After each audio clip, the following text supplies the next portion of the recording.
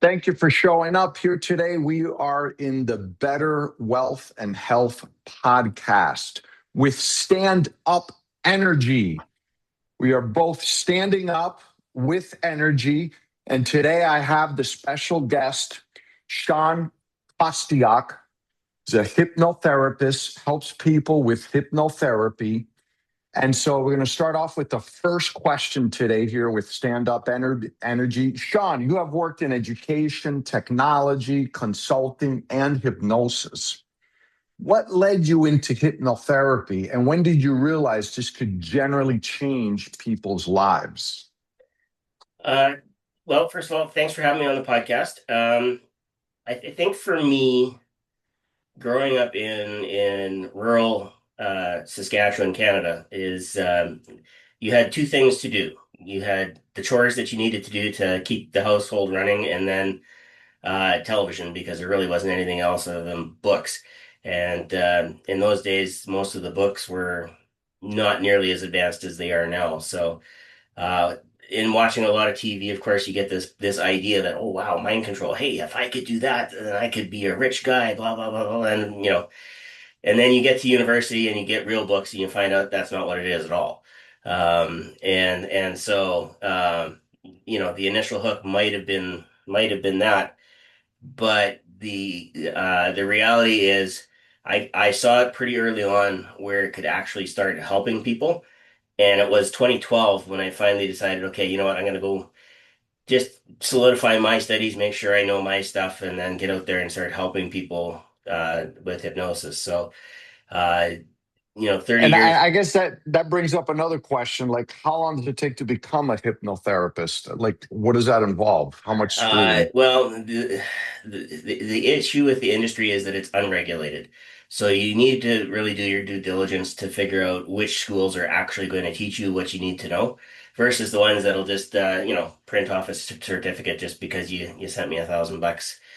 I Right. don't recommend the weekend warrior courses. They're good as a refresher, but they're not good for learning the nuances of how you can actually work with somebody's mind and help shape it Yeah, to what they want. this is what chiropractic used to be like. When I first started 100 years ago, the chiropractors you could sort of do it on, through the mail. Not anymore, but a long Yeah, time ago that used to be the case. Yeah. yeah, yeah. And in those days, back pre-COVID, pre-pandemic, it was there weren't really any schools that were doing anything online. So I did a lot of my stuff through correspondence. Online was just becoming a thing. So I took advantage where I could, but most of my stuff went back and forth by, recording videos and sending the videos in to make sure I had down what they had said that I needed to have and so on and so forth. So I chose that because I couldn't just pick up and move my family someplace to a school. And there are schools out there, HMI in I want to say Los Angeles is one of those types of schools. A lot of them now are totally online, and you work with people remotely and directly through the school. So I know for me, I sit on the board of the North American Hypnotherapy Guild, and we're working on getting that online school set and able to certify and present people as certified hypnotists when Yeah, when getting it a little bit more regulated. yeah. Okay. So, many people imagine hypnosis as someone losing control or being made to do something embarrassing. But what is hypnosis really? And what is like, what misconceptions do you most often have to correct about hypnosis? You know what? I'll go right back to my very first answer. It's not like it is in TV and the movies. And I say this every time I work with people and teach them about hypnosis. It's not like it is in the TV and the movies. In the TV shows, they have, in most cases, 60 minutes to drive the plot forward. So they need something that's going to be quick and dirty and get the rest of the show set up. In the movies, they can take a little bit longer, to set things up, but it's ultimately absolutely not the same thing. If they were to film an actual session, you'd find that one person would be talking, another person would be sitting and looking very relaxed, almost like they were sleeping in a chair or, on a bed or something like that. It's not, it's not the flashy stuff there, and even the hypnotist So that portrayed in YouTube. Uh, yeah, some of that has already been set up ahead of time. It's not you can't just walk up to somebody and knock them into a pool just because. right. So Shawn, like you can't like throw hypnosis on someone and make them. They have to agree to it, right?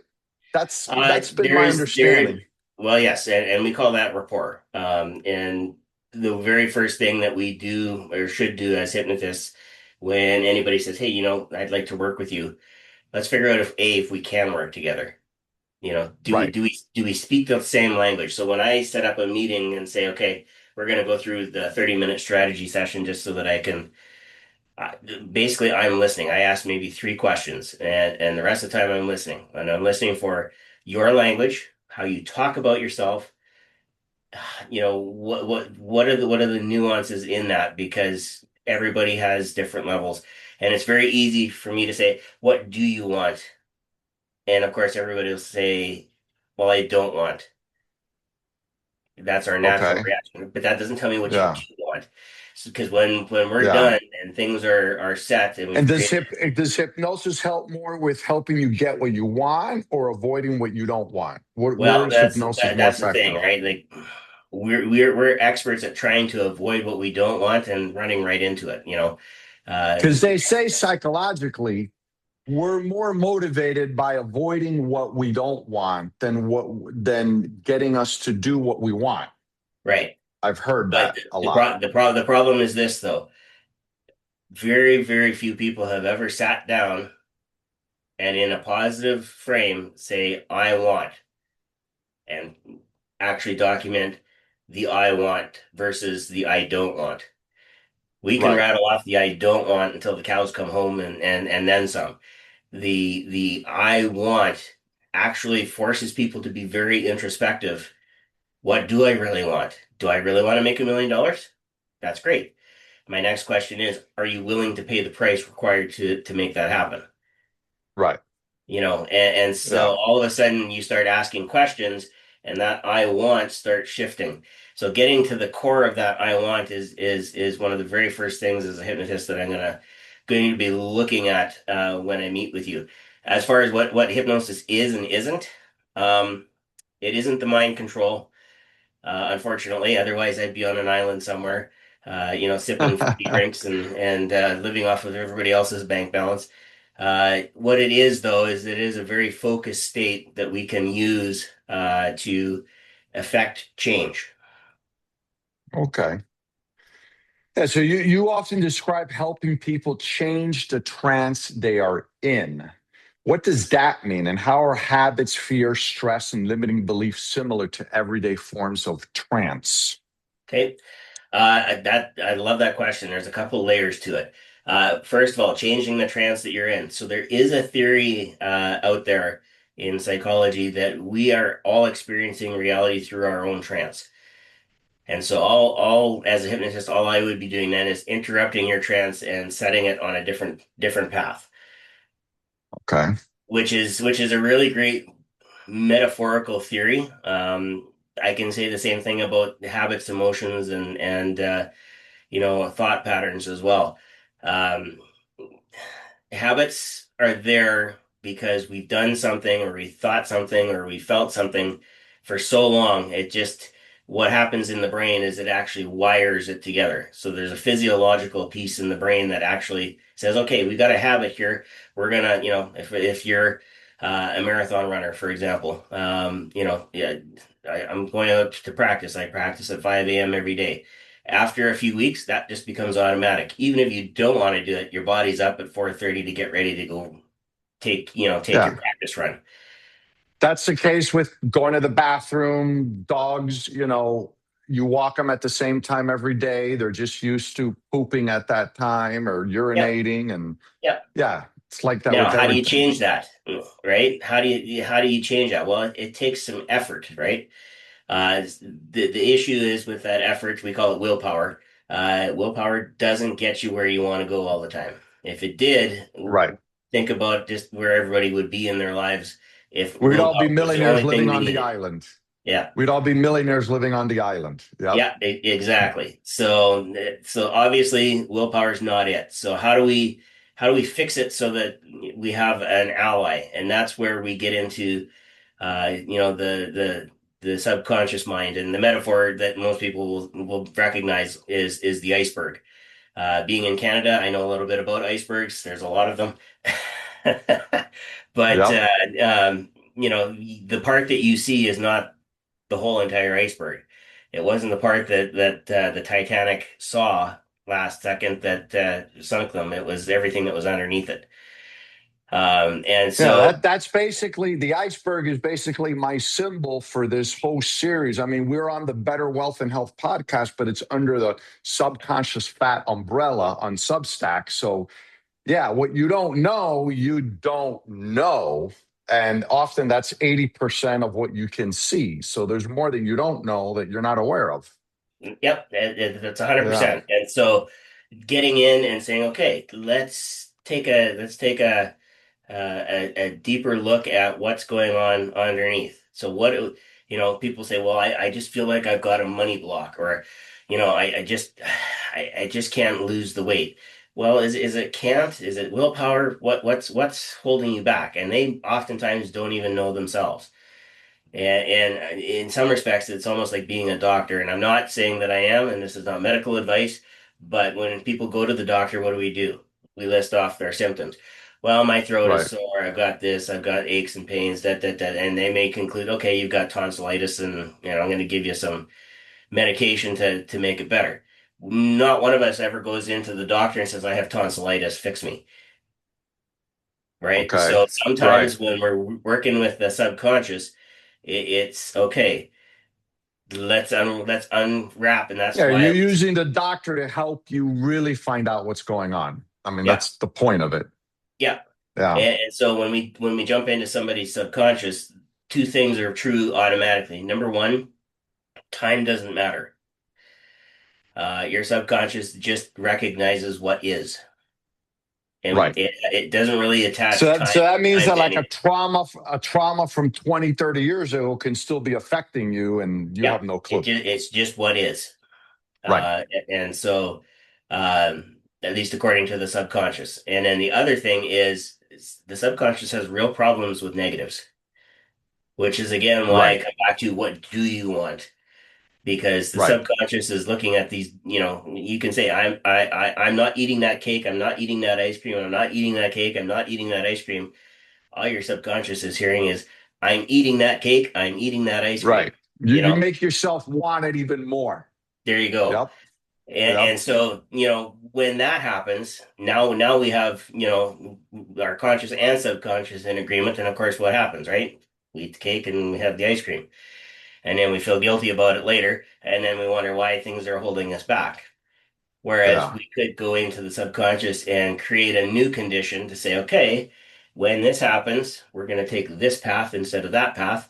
And it's going, for a case in point, I had a lady that came to me, this is a number of years ago already, and of course Tim Hortons is our famous coffee chain here in Canada, and Uh-huh. she loved double doubles, which is two cream, two sugar, which for me, I mean that's a pretty rich coffee, uh, but she would drink those like there was no tomorrow, and sugar and everything else, and so she wanted to quit the sugar as much as possible. So what I did was I helped her dial it back, and it was a dial. Turn it to zero when you don't want any. Turn it up when you have to have some. Because there are social graces. I mean, yes, if you're going to go to somebody's birthday, you should have a small slice of their birthday cake. There's some social conventions around that kind of thing. But if you want to Yeah. just avoid it altogether, turn it down to zero and leave it at zero. And Yeah. she phoned me an hour after she left my office, and the direct quote, I don't think I could say online, but it was something to the effect of, "What the hell did you do to me?" I said, "What do you mean?" I said, "Well, I went to go get my coffee, which is normally a double double, and I just ordered a double, and I liked it." what's up with that? I said, well, you didn't want sugar, right? Yeah, and You made it happen. You made it that was a happen. 20-minute session from somebody who was Yeah. motivated to quit. So, Yeah. Cool. And that brings me to the next question. Like when it's a tough habit, like smoking, emotional eating, procrastination, negative self talk, when willpower has repeatedly failed them. And the other thing is, these sessions can be done online and in person, correct? absolutely, yeah. So Yorkton, where I'm from, right now, looking out the window, there's only about 14,000 people here. Like it's a very small city. Hmm. So in 2012, before online was even a thing, I was using Skype or Yahoo Messenger or whatever.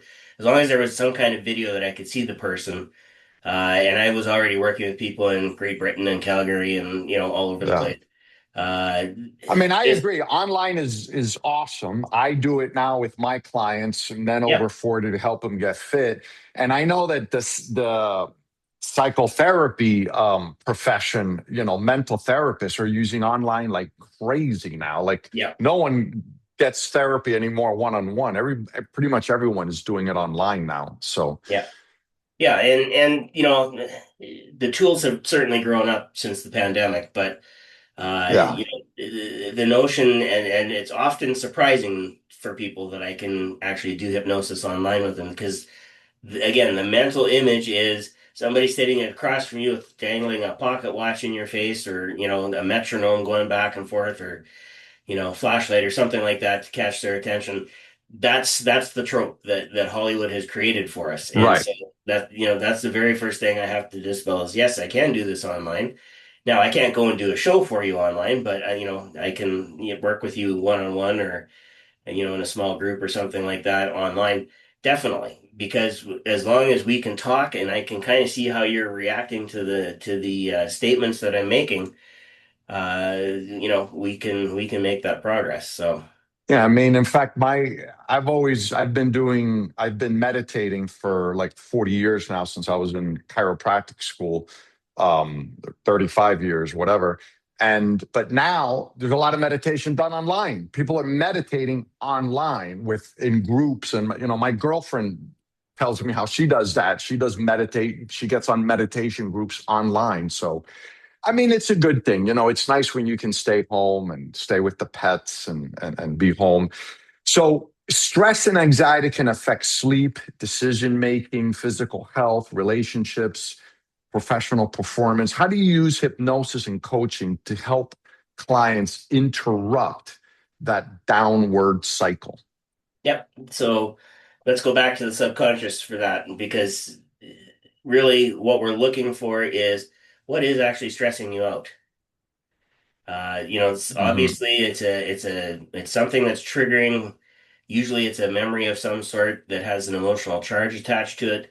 So we And can go it's it's in. it's possible that someone may not even know what's stressing them. Absolutely. They buried it, Yeah, and they right. It's and extremely buried.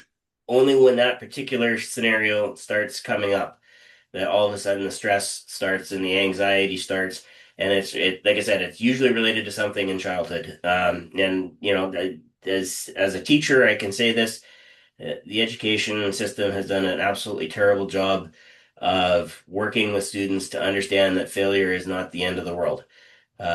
We've demonized and vilified failure, and in reality, that's what leads to breakthrough. So, that's one that as an educator, I often will caution teachers, especially when they're teaching the primary grades.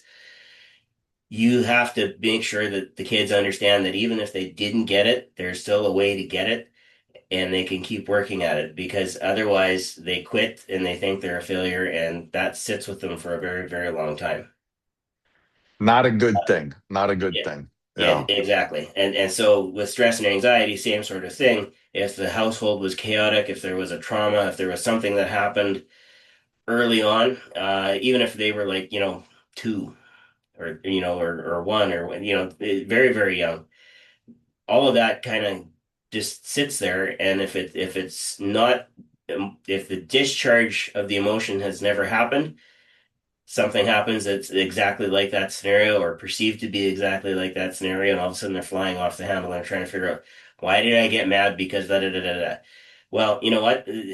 We can go in there, discharge that emotion, thank Right. that younger version of yourself for holding on to it and protecting you. And again, because the subconscious has no concept of time, we can come back to the here and now and say, okay, now moving forward, this is the new path. Yeah. And I think a good way to look at it is that I've heard I forgot where I heard it, but someone was talking about how when you have a phobia or a fear, you're actually very intelligent. Your body created, your subconscious created a whole system to fear something to protect yourself. Yep. So it's a bad thing because the fear is causing problems, but it's also, you can make yourself feel a little bit good in that, hey, I'm intelligent.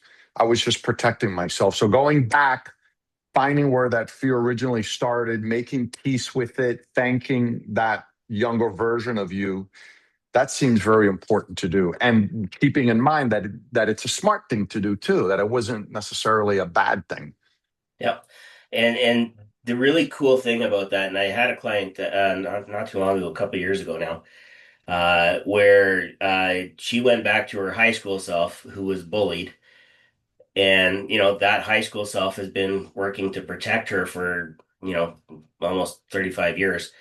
And Hmm. so when she went back and talked to that younger self, it was, thank God you're here. I'm tired of carrying a 50-year-old, da da da da, get on with your life. And so, all of a sudden that block is no longer there, that stress is no longer there. The anxiety just naturally melts away because there's nothing to stress her out. And then after that, you kind of do a little bit of reinforcement, help them build up their protection, so that they're because there is a gap now, right? And so we build it up the Yeah. proper way, which is okay. Just things are going to happen in the world, but that's okay. We're going to deal with it one step at a time. That positive reinforcement that yes, you can take steps forward, even if it's scary, even if you don't know, what the outcome is going to be. It's just a matter of taking it, one day at a time. Yeah, And I can totally see like a younger version waiting, and then finally you visit it, and it's like the younger version of you says, it's about freaking time you got here. yeah, You've been carrying this. I'm 6 years old, 13, whatever, and you're now 50, and I'm still trying to deal with this, and you're 50. It's about time you got here already. I can yeah, see the younger version saying something along those lines. yeah, and once you go back and you take a look and say, okay, that's good. The other metaphor that I sometimes will use, that I actually learned about recently from a podcast that I host. We had a guest on that used it, but is the library. If you think about an old library, there's all kinds of books there, and some of them are really old books, some of them are dusty, some of them have never been used, some of them are just sitting on the shelf, but they've all been collected. So what are those other things that need to be removed from the library, so you can make room for new experiences? And Cool. so when you work that metaphor with people, you get another step forward and another breath of fresh air that, Yeah, oh, wait a minute, I got tons of shelf space for new experiences. What am I gonna fill it with? right. And then you create some positive forward momentum. So Cool. Well, Shawn, thank you so much for being on here. For those listening and watching us on YouTube, how can someone get in touch with you if they want help with hypnosis through Zoom to telehealth? How can people reach out to you and get help yeah, through so hypnosis? yeah, so for me, I'm pretty much SK Hypnosis everywhere. So Facebook, I think, might be the only exception. It would be Shawn Kostiuk Hypnosis, but skhypnosis.com is my website. You can book your strategy session free right there. And yeah, anytime anybody wants to talk hypnosis, I'm always happy to talk about it. If you actually want to jump into some sessions, again, more than happy to explore what we can do So and you together. do offer everyone like a free assessment or just The Totally first free. Yep. session is just to see if it's a fit, right? Yep. Yeah. Cool. Cool. I do something similar in fitness. Great. Okay, well, I'm not going to go into my 2 minute fit tip. And since we're talking about hypnosis here today, I want to talk about, I guess, a way of de-brainwashing us is this term fat. You know, people associate, like when you buy food, fat free, less fat, people still think that fat is a bad thing. When in reality, it's not. We need the good fats. The good fats are animal fats.